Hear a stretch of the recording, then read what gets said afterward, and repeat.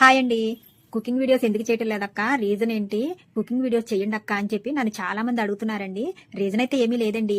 నాకు వంటగదిలో కన్వీనియంట్ గా ఉండటం లేదనమాట. దానికి తగ్గట్టు ఏంటంటే కిటికీలోంచి వచ్చే వెలుతురు అనేది చాలా బ్రైట్ గా ఉండి వీడియోస్ క్లారిటీగా రావటం లేదండి.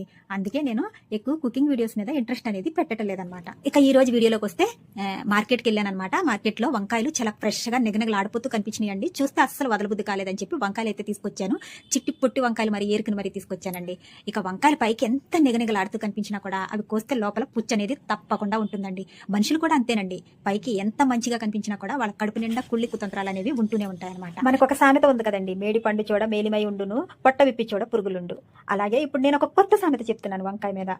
వంకాయ పైకి నిగనిగలాడుతూ కనిపిస్తుంది, కానీ దాన్ని కోసి చూస్తే లోపలంతా పురుగులే ఉండును. అలాగే మనుషులు కూడా పైకి ఎంత మంచిగా ఉన్నా వాళ్ళ లోపల మాత్రం కుళ్ళి కుతంత్రాలు ఉంటూనే ఉంటాయి. ఇది సహజమండి, మనుషుల యొక్క సహజ గుణము. దానికి మనం ఏమీ చేయలేమన్నమాట.